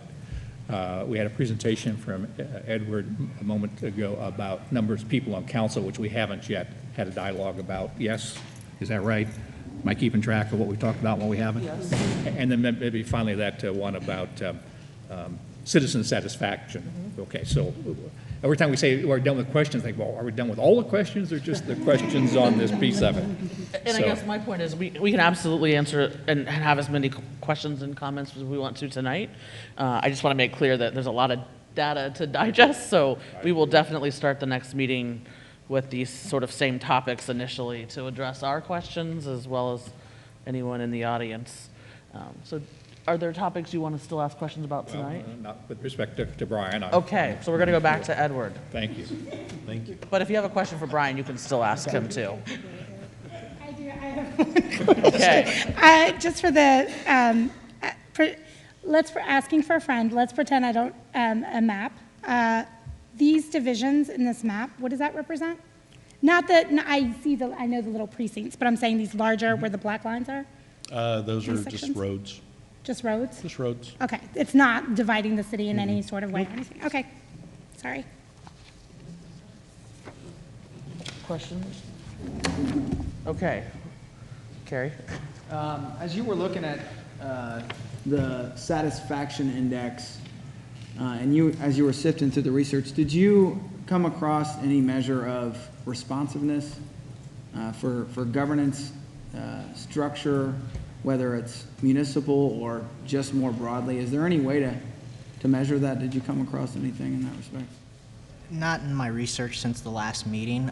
We would probably have to dig deeper to see if that's a metric that's measured, but not as part of the "are you satisfied with where you live" metric. I mean, I suppose you can obviously deduce if there's a high degree of satisfaction with a city, you'd expect there to be a correlation between a degree of responsiveness to its citizens, right? Yes, my understanding would be that as the citizens are satisfied with where they live, part of that is leadership, part of that is city services provided throughout and generally to citizens. And so I think that could be a healthy conclusion of the satisfaction metric.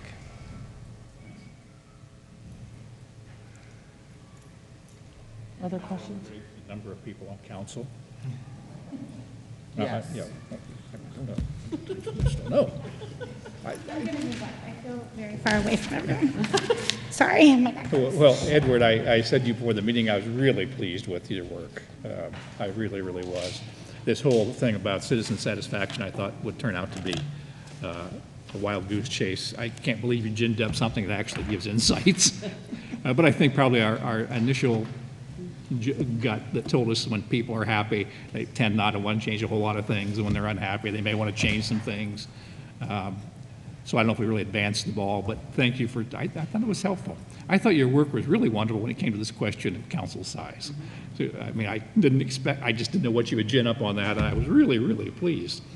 And I saw the cohorts that we were in under different tests, and it's sort of feeling to me like we're an outlier in a way, but maybe not by all that much when we get into our cohort. And I like the math that you offered up and all that. Whenever I start to think I need to have something, I find it a good idea to normally ask how much it's going to cost. And in fact, if we don't answer that question, we'll be very embarrassed when people ask us that question. And in that regard, I want to be clear about how I think we would go about that. If you look at this population that is members of council, and then all of their aides, and then you call it the Legislative Service Office, and then you have a communications division. All the people that support council are this piece of machinery I want to get costed, okay? Now, I think the city clerk's office is not in this. I think they have a statutory legal role to play, and they're not there technically to serve council, even though there are a lot of, in my opinion.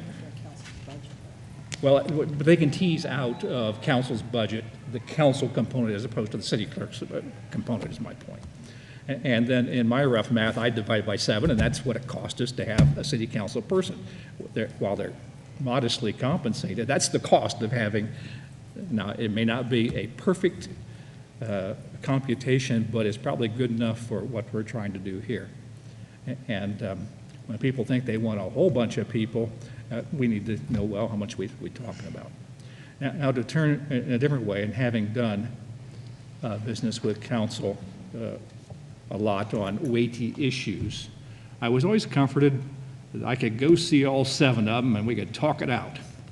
I mean, if I was something I was passionate about and something was complicated, and I didn't want to, I didn't think 40 pages was the way to explain it, that I could go see 7 people. Were we to have 9, I think I could go still see 9. If we had 20, I wouldn't even go try. I'm really serious about this. I think, it might be a natural inclination to say, if we had more people, we had more access. You might have more access, but you can't get any traction when there's so many people. You can't make your case when it's so many people. So I feel pressure that we're a tiny bit too small, but let's be really careful about not being too big. Because I'm here to tell you, being able to go see every member of council when you care about something is really, really, really important. And maybe that's probably about all I've got to say on that right now. I do think this question of cost is probably something that we need to be able to answer before we would say it should be 9, 11, 7, et cetera. And I would be interested in, I'm sure there will be some level of controversy over how you calculate cost. I kind of liked the explanation, but maybe that's something for another meeting that we could talk about, unless you're prepared to answer it sort of tonight, or at least give us some idea. Mr. Rosenberger, Chair Coe, out of interest for the conversation and how the research was going, staff did work with the Finance and Management Department, and in terms of a member, a legislative aide, a legislative assistant, office equipment, and things of those nature, we came to an estimate of about $280,000 to add a new member of council. There are, however, costs that we would be unable to calculate at this time, and those would be capital costs associated with renovations to the chamber. If you've ever been in there, you'll notice there are 7 seats, and the space is somewhat limited, and so we would have to adjust the chamber and also adjust office space around City Hall to accommodate the additional elected officials and staff. I think that number is low. Well, I think just to clarify, you were saying that that's based upon the member, a legislative aide, right? And an assistant something you think you used? Assistant, yes. Yeah, so that's 3 people, and you said some office equipment, right? Yes. Okay, so we're not really taking into account legislative services. Yeah. I Yeah. want to use my formula about this Yeah. piece of machinery we're costing. Yeah. And I want to be certain we're not just loading in compensation, but the benefits, the city's contribution to the retirement. I mean, it goes on and on and on. And again, I want the full pyramid of people that support the 7 people that serve as city council. You may not be badly off, and maybe you're right, but my gut's just telling me that number's low. I would assume that would be low if you're talking about how does that change the other, like, I'm sure I'm going to say this term's wrong, legislative services and those kinds of things. Are you increasing that staff based upon the increase you would propose? I suspect that's going to be hard to answer, because maybe adding 2 people doesn't change that as much as if you added 7 people or that kind of factor, but I think it would be interesting. When I did a young lawyer and went to a place to practice law, they said, this is great. The more lawyers there are, the more work there is. And I wonder if that's not true with the city council, too. You got 7 people stirring it up, now you got 9 people stirring it up. It may, in fact, grow exponentially. Yeah. Now we have another topic. More data on. And all of that is with the assumption that it would, all of that is with the assumption that it would be under the structure in which it is now. Meaning just adding additional members. Right. All of that is, I'm just playing devil's advocate, right? If we're talking about costs, is we're saying if everyone had 2 people, if everyone had, that's what we're saying. Not that there would be any changes or tweaks to that at all. The only reason I'm saying that is if you expand it and you change the structure, then it changes the structure of everything. Does it not? I think it could. I would say that's part of it with the unknown. I mean, even the practical issue of the chambers, I mean, how many times is that thought about? I mean, where will people literally sit? Right. Would be a good question, because you don't want to be the person who's asked to sit on the floor or Somewhere else. Everyone knew. I'm just, it's a joke. It's a joke. Just an aside. Okay. I think there's absolutely no evidence that a lot of people make better decisions than a few people. And we can look at the United States Congress as an example that 435 people, House of Representatives, have trouble making any decision, frankly. However, there's a huge constituent service piece of this, isn't there? And at 121,000 people per member of council, constituent service, one, is a real load on the person, and we're trying to get good people to run and be elected. And if the task is overwhelming and it rules out quality of life or the practice of a profession or all those things, those are not good results. Those are not good results. So I don't think it's pure math and guys should cost some money who can't do it. I'm not there. I'm not there. This needs to be an informed decision about cost. I'm not there that we get better decisions with more people, but I do believe that constituent service is huge in citizen satisfaction. But someone would argue constituent services is why we're having this conversation. Yeah. Because I feel like if people feel like they're represented and their voices are heard, then that goes to their satisfaction or dissatisfaction. When we talk about, we still have to say that there's only so much we can control, because we can decide to have 9 council members, but if the 9 council members are not responsive to the citizens, it doesn't matter whether we have 9 or 25. So, I'm just saying, so we can do this, but there still has to be that commitment for the people elected to be responsive. I mean, that's why they're there. All of these other things are supporting those individuals to do the job for which they were elected, whether it's 7, 9, or 15. So the level of citizen satisfaction falls back, in my opinion, on the elected person. That's a very good point. Absolutely. Agreed. We do have speakers tonight, so I'm going to move on to those unless there are any other questions that we want to ask at this point in time. So I would encourage everyone to look at the data. There'll be more materials emailed out. So if there are questions, let's be prepared to ask Brian and Edward at the next meeting as well. So I believe we have 4 speakers that turned in slips. Stephanie, do we have any more that turned in slips tonight?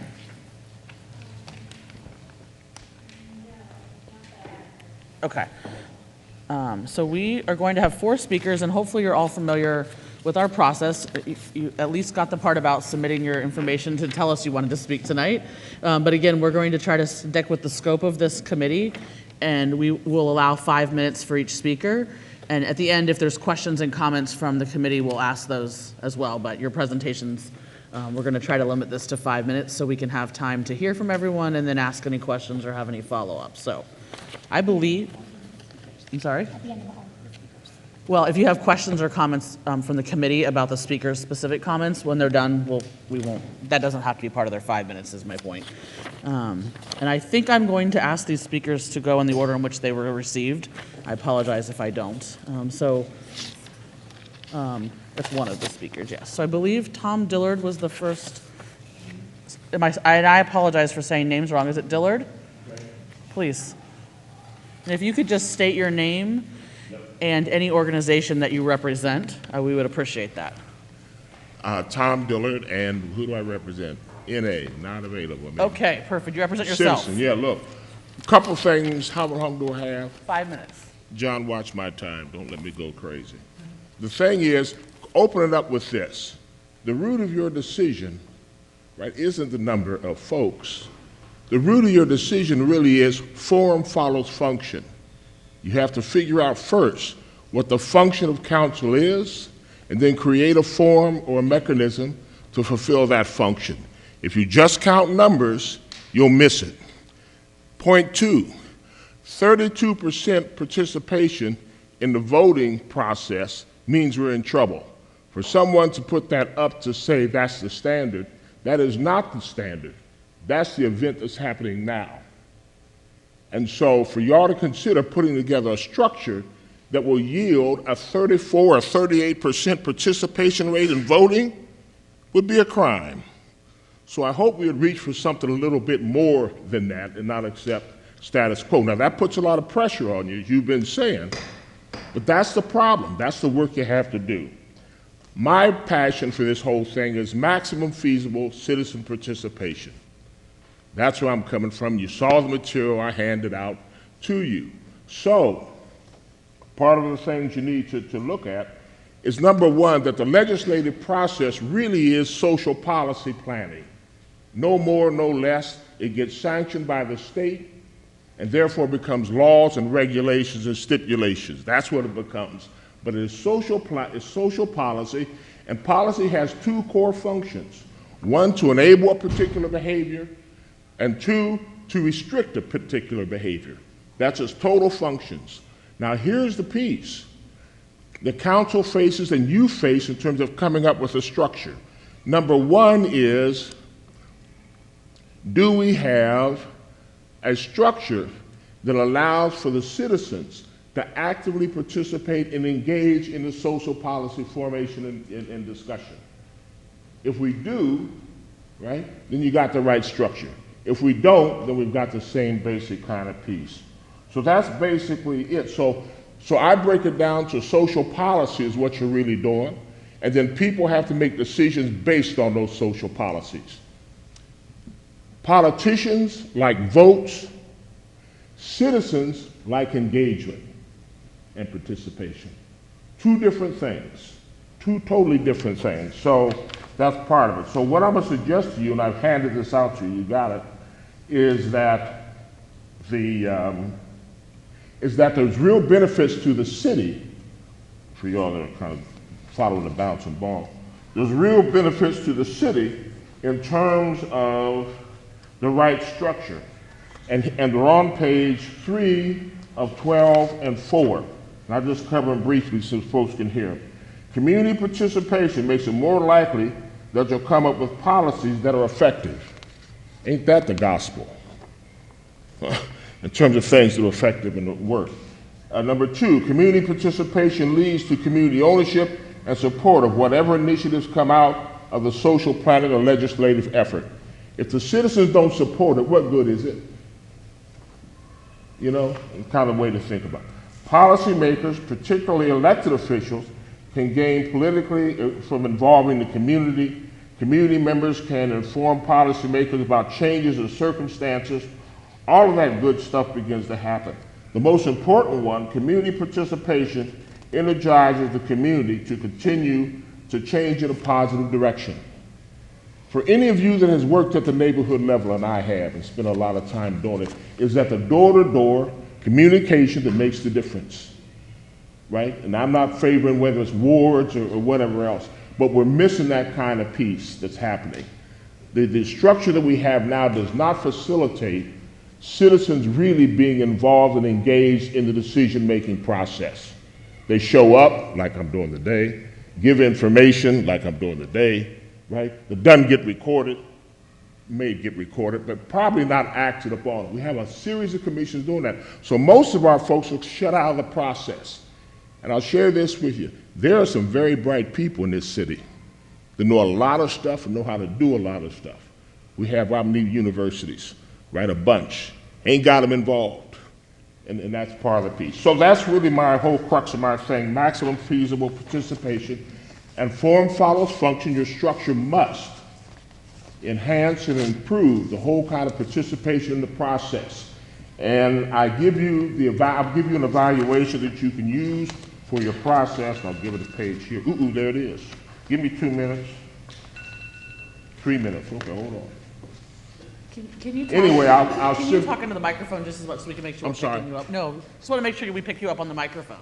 Okay, I'll send it to you, but the criteria, there's about 10 items you need to base your criteria on. So when you come up with a structure, then the criteria that I'm going to give you, it's in the back and I can't find it now. But the criteria I'm going to give you, I'm going to ask you to use that to evaluate your structure. Will it enable these things to happen? Now, what that's going to force you into is looking at the process somewhat, but process has to be part of the structure. There is no structure without the process. And for someone to ask you to consider that question, right, is pulling wool over your eyes, because it don't work that way.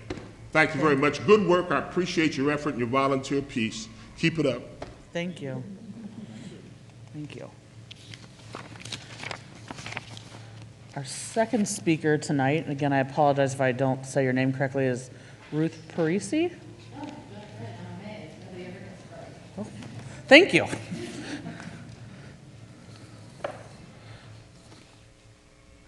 Too short for this. I was going to say we can probably adjust that. Perfect. Is that better? Perfect. Okay. My name is Ruth Parisi. I live at 4759 Larkin Drive, Columbus, 43231. I live in the Northland area, Brandywine Meadows, but do not represent Northland Community Council or any other group other than residents of Columbus. I'm here to express my thoughts and reasons why the Columbus City Charter needs modified relative to City Council. Please note, and this is I'm somewhat mistaken on this because the map that you guys have that this gentleman provided, I wasn't able to drill down when I looked at it, and so I made some incorrect assumptions, so that this is a little bit off. I find it curious that the first 3 meetings of this committee have taken place in areas of Columbus where residents likely didn't vote in favor of issue 1 or didn't vote at all, and then it lists the places. It seems to me that the initial meetings should have or would have taken place in precincts where the voter turnout was high and or the areas with the most yes votes for feedback from residents. These people are likely knowledgeable about what the city charter change would mean to the residents of Columbus. Why doesn't this committee conduct these feedback meetings on the north side, the northwest side, or the northeast side of Columbus where residents are more likely to attend? Only 9% of total registered voters, approximately 49,000 people, cast ballots on issue 1, compared to 530,000 registered in the city of Columbus, and only 35,500 voted no, which equals about 6.7% of the potential voters. So judging the end result of that election to be a mandate of what the people want is ludicrous. Contrary to what has been publicized, issue 1 was not an attempt at a Republican power grab.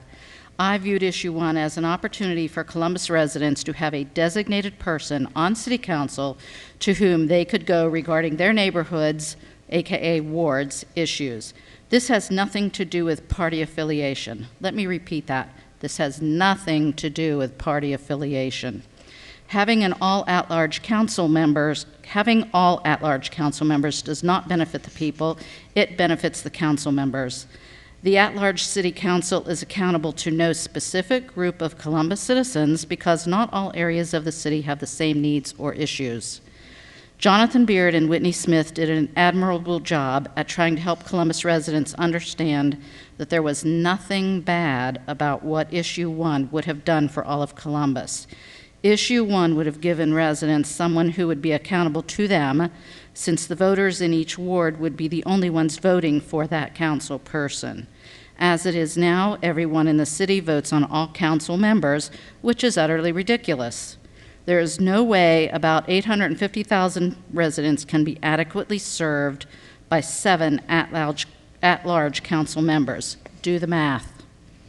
The current city council structure has been in place for 100 years. It's time to revise and modernize the council structure. Columbus's population in 1916 was approximately 215,000 compared to approximately 850,000 today. I'm sure the creators of the city charter never meant the Columbus City Council to stay stagnant with almost a 300% population increase. Earlier this year, I approached 2 city council members at 2 different times about streetlights in my neighborhood. They were Michael Stinziano, Public Utilities Chair, and Mitchell Brown, Public Safety Chair. Yes, I got lip service that they would look into it. I received a letter from Mr. Stinziano's office thanking me for attending his community hours, and a phone call from Mr. Brown's office who wanted me to tell them what streets in my subdivision had lights. There are only 2 streets that are lit in this neighborhood, and it has well over 300 homes. No action has been taken about this serious safety issue in Brandywine Meadows. I recently saw that the Columbus Division of Power is working to improve neighborhoods by providing high-quality, energy-efficient LED streetlights. The division is beginning a pilot project that will lead to new streetlight design standards for the entire city. How can this be undertaken when the entire city does not have streetlights? A better question is, why would this be done before all streets are lit? When I first moved to Columbus in 1981, there was a bond issue for street lighting on the ballot soon after I became a resident. I voted for it for 2 reasons. One, I came from a small eastern Ohio city that had streetlights everywhere and was very surprised to find that wasn't the case in Columbus, but felt they were very much needed here. And 2, I specifically recall that the ballot indicated lights would be installed starting near the center of the city and expanding outward. That was fine with me. It seemed that eventually lights would arrive in my neighborhood wherever I was. Well, here it is 35 years later and still no street lights in my neighborhood, but lights were installed in the last few years in the Sharon Woods subdivision, which is further away from the city center than Brandywine. If there was a council person responsible to me, a Northland resident, in a ward encompassing this area, I would be able to hold this person accountable for looking into and responding to these types of issues. As it is, I have contacted 2 at-large council people with pretty much no response or action. This is why we need ward representation on city council. This is why the city charter needs rewritten. Any questions? Okay, thank you. Thank you.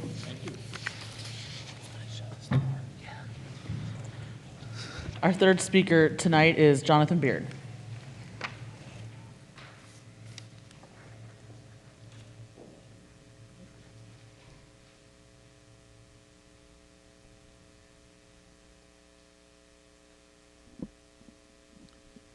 Good evening. My name is John Beard, 1815 Franklin Park South, Columbus, Ohio.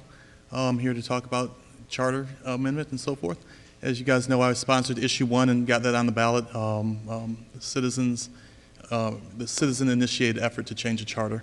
That's never been done before, as Brian mentioned, by citizens. Citizens has never successfully put something on the ballot, a charter amendment on the ballot.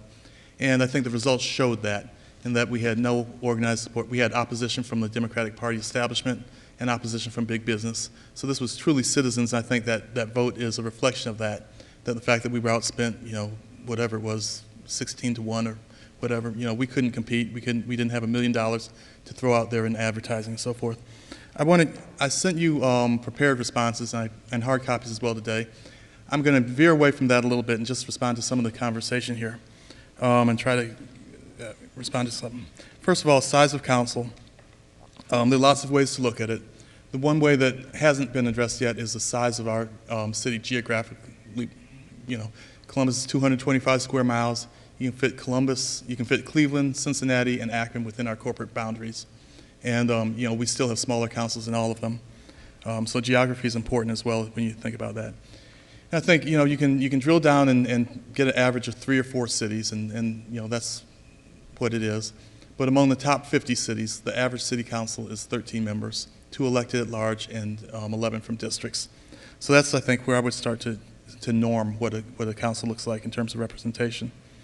We talked a little about competition, and there was good information presented there.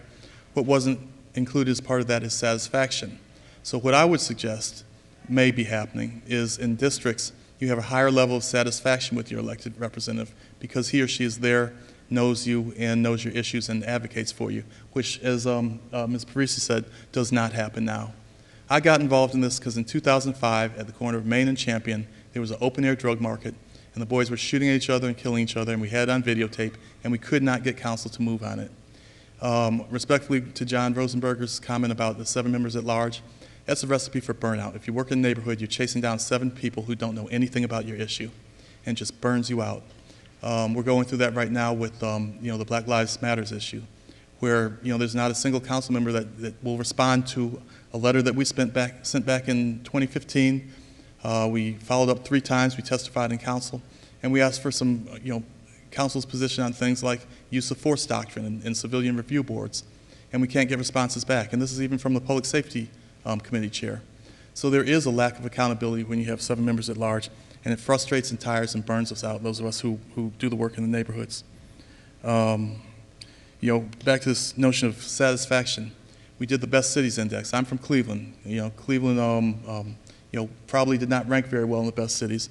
But I'll tell you what, I remember, and I think I'm going to say this right, Jeff Johnson was our city council member when I was 20 years old. I know that because when my dad had a stroke, he showed up at our house asking if there was anything the city could do.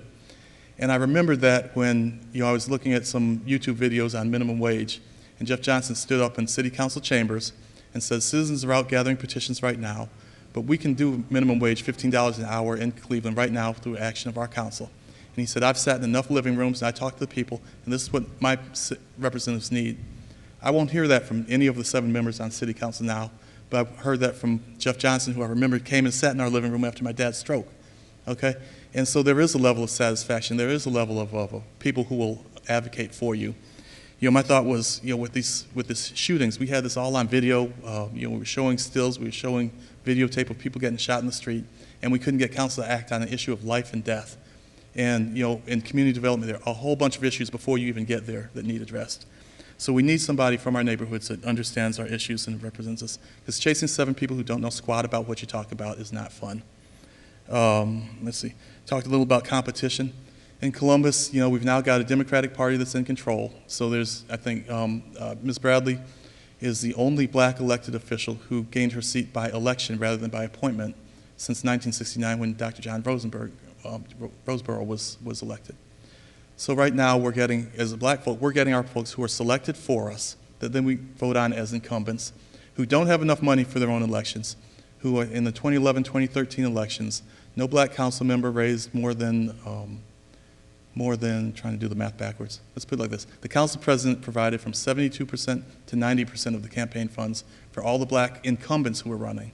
So you've got incumbents that can't afford their own elections, let alone the challengers who get, you know, blackballed out of contributions. So we've got a system that's set up to be non-competitive and non-representative.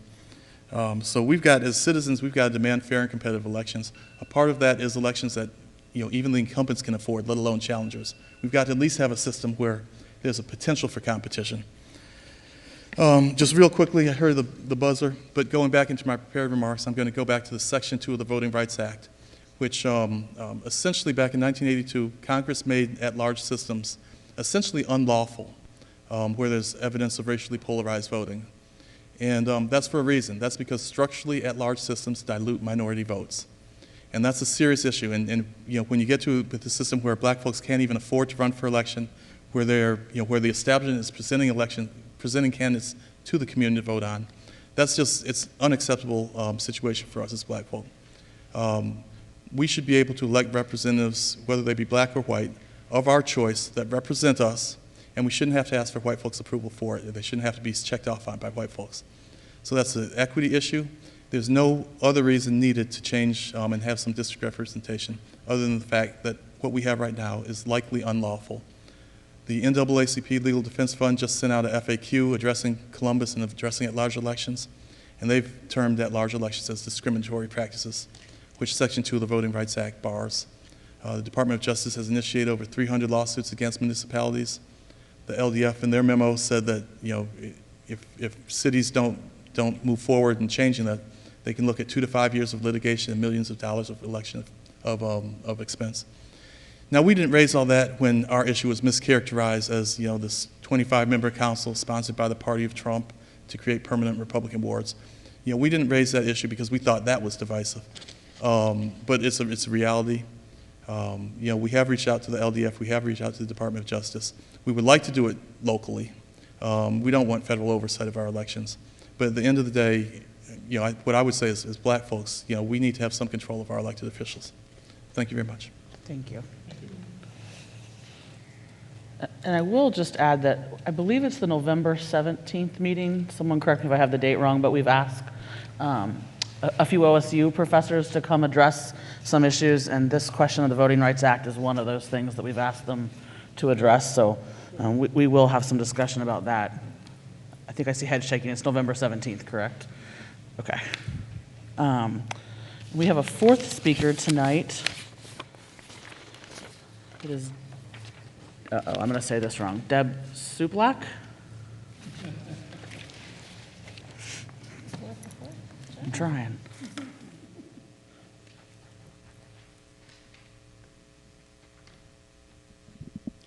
Hi, I'm Deb Supalak, resident of Columbus at 415 East Maynard Avenue, and also resident of the district that we are currently in. I serve on the University Area Commission, and that service will inform my comments tonight, but I am not here representing them. So I speak as a private citizen. I want to speak to the matter of composition of Columbus City Council, which I understand is what you're reviewing, especially the need to structure council in such a way as to maximize representation of the public constituency it purports to serve. I was very grateful to hear Mr. Diller's comments about maximum feasible participation, because I think that is the heart of the matter here. A primary argument against the wards-based system in Columbus has been that the city already has a form of regional representation through the area commissions. I know it's used as sort of a fallback system, that's why we don't need wards. I serve on an area commission, and through various appearances at public meetings such as this one, I've had the opportunity to meet approximately 20 other commissioners representing somewhere between 8 to 10 other area commissions. We've had discussions about representation, about effectiveness, and across the board, myself and all others I've spoken with feel that the area commissions fail at achieving representation, not because of the failure of the people participating, but because the system is set up to fail. The quasi-governmental nature of these area commissions means that there are no formal controls or oversights governing their operation. Some commissions, I've been told by disgruntled commissioners and community members, are run dictatorially by chairs that unilaterally set agendas, who may even shut down discussion of community topics without warning and without recourse, because they're not government officials. Further, there's no requirement that any recommendation from commissions need to be formally acknowledged or addressed by City Council. Suggestions which the current council members do not like are simply ignored. How does that fit with democratic representation of the community's concerns? Well, flatly, it does not. To illustrate some of the glaring inadequacies of the Area Commission system, I'll use my own commission, the University Area Commission, or UAC, as an example. Although we represent the most densely populated portion of the entire city, our elections scarcely get 2 to 3 dozen residents out to vote for them. Talk about, not representative electoral process. The city offers no help in publicizing these commissions, puts no effort into promoting them as a vehicle for public participation in the governing process, except, I should say, when council members dredge them up as a last-ditch defense when confronted by a public referendum to require wards. The UAC is currently preparing for elections right now, next week. We have 5 seats open. So far, we've received 1 application for a candidate. Out of the tens of thousands of residents that we have in this district, 1. People simply don't know this body exists, so how could they possibly communicate their concerns to it? If the public's not communicating, how can that body represent them adequately? Now, I understand you're not here to form area commissions, but this speaks to representation across the city. Let me give you some examples from our experience. Earlier this year, our community submitted a petition to City Council requesting a construction moratorium. The petition was signed by hundreds of residents and more than 24 businesses. City Council had a few closed-door meetings with selected representatives from the community and nothing more. No action. The UAC drafted, debated, and passed a resolution requesting the city to honor the moratorium request. The UAC did not even receive acknowledgement that City Council got the resolution. Right?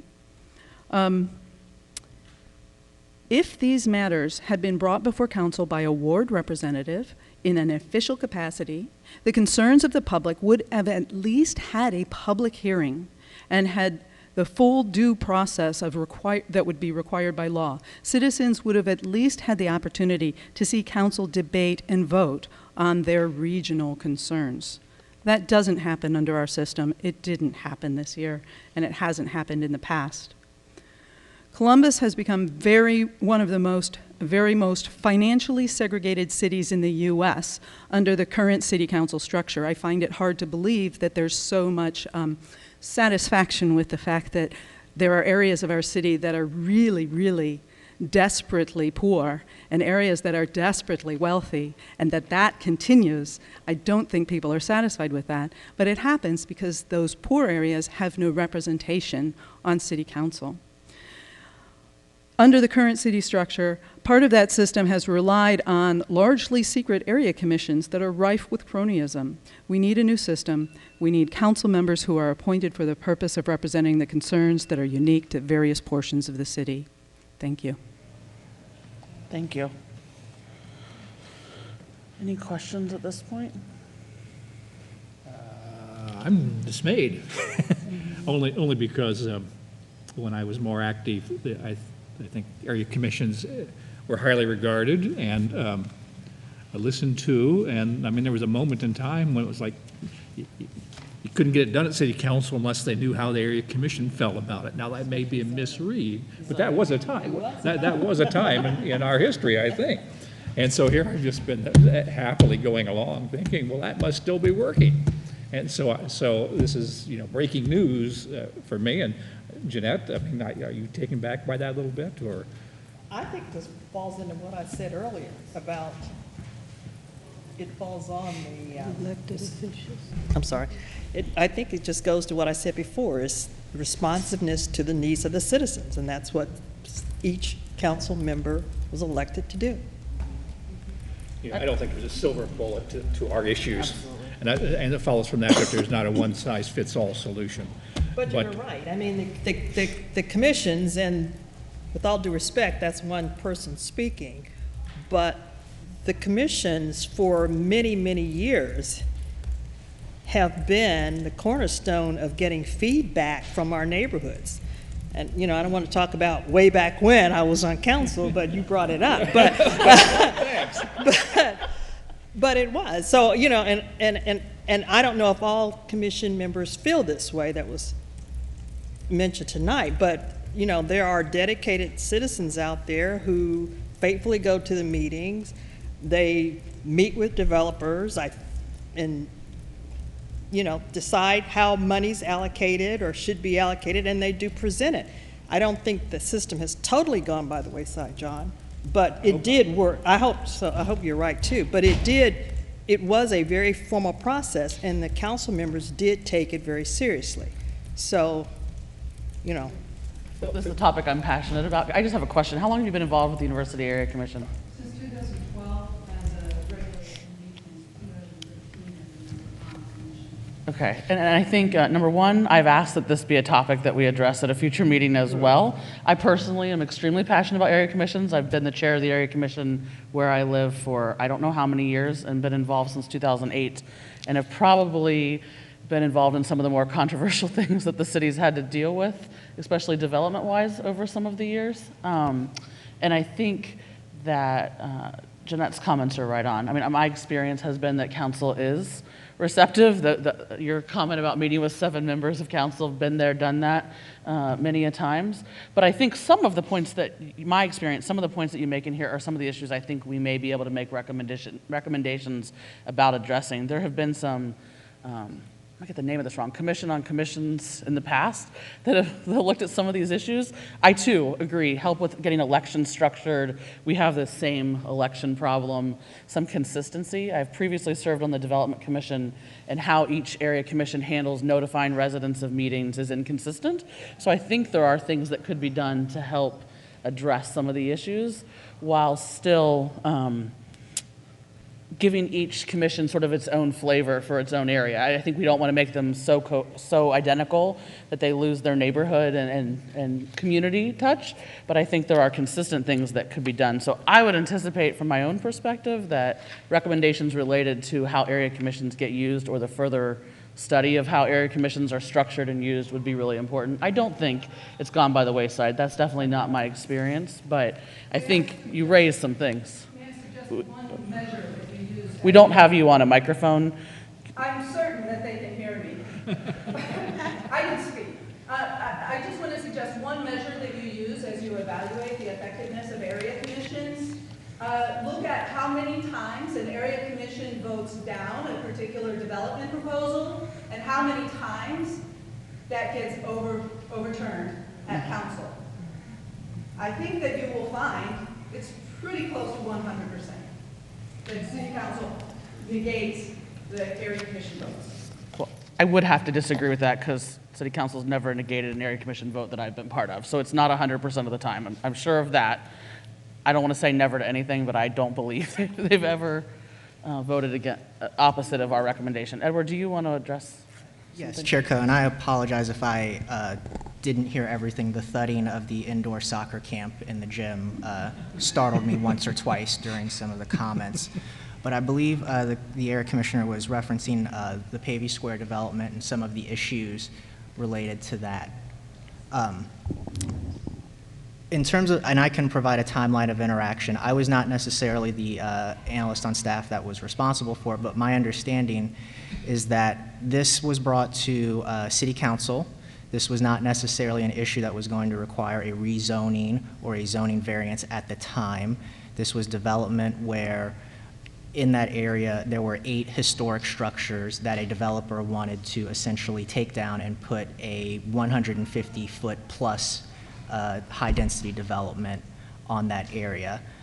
The members of council were informed, and because land use policy is the responsibility of City Council, all 7 members were involved, led by the chair of the zoning committee at that time. The development plans were held, I believe, 7 months, and I'll have to detail that if I provide that at the next meeting.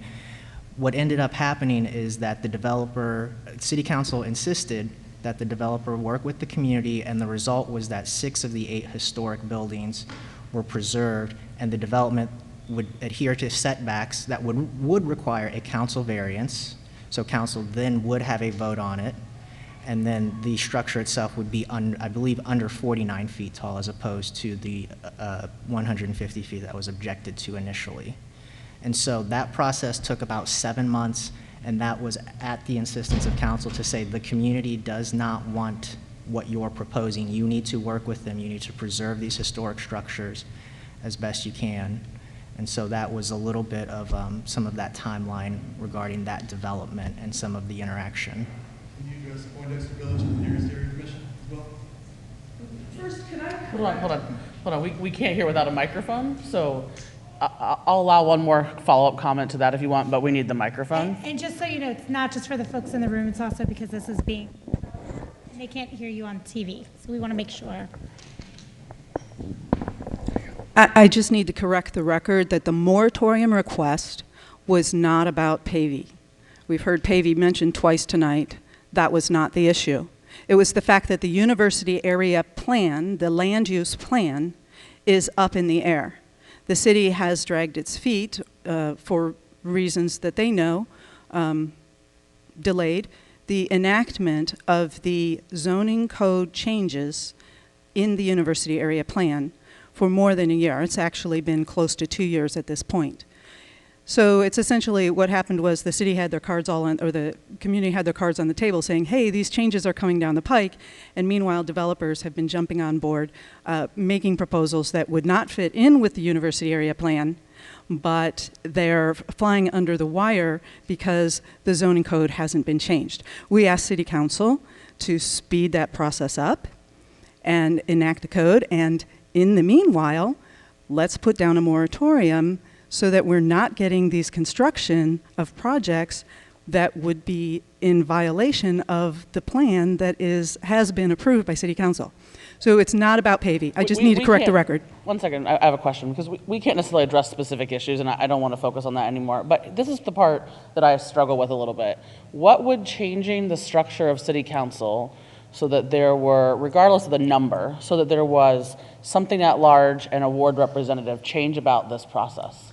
That you could go to a ward representative and say, we are your constituents, this is our matter, and that they would bring it up in a formal process in City Council chambers, and that it could be voted on. It could be debated publicly, and it could be voted on. So all the meetings that have...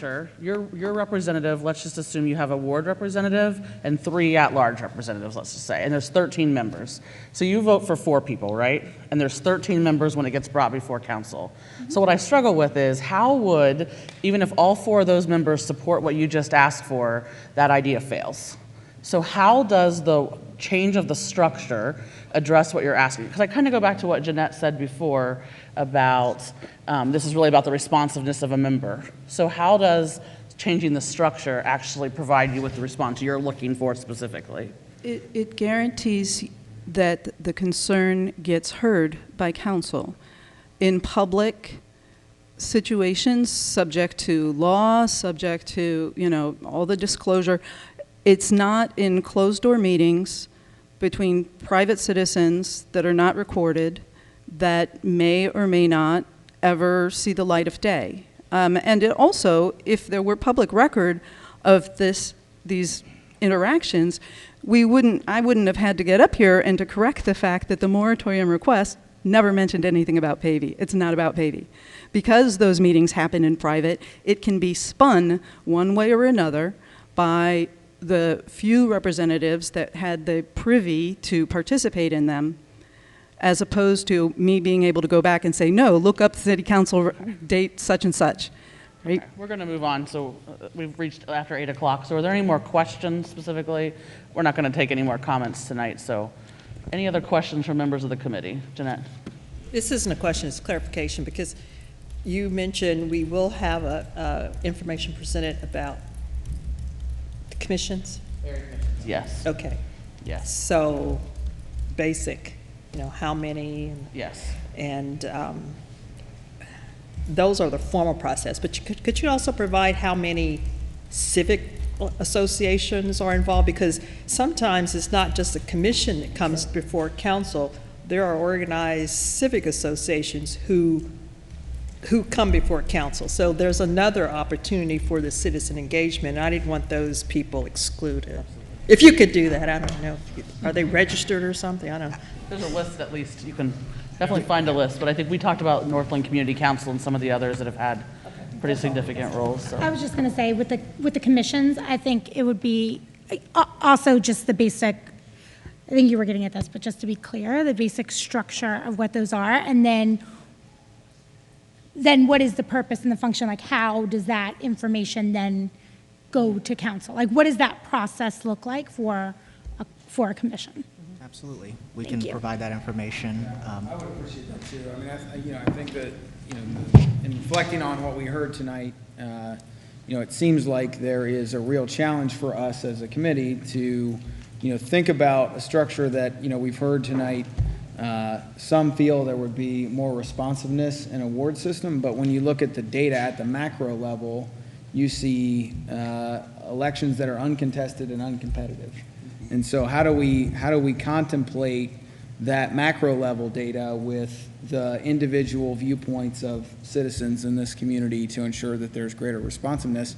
And it seems like having a conversation around these area commissions could be a constructive way to get at that responsiveness component. Right, because I think that the issue, at least from what I hear, is how do you know that you have a person that champions and is incentivized to champion your specific cause or the cause of the people in your neighborhood or community, right? Because if you have 7, then where does it lie?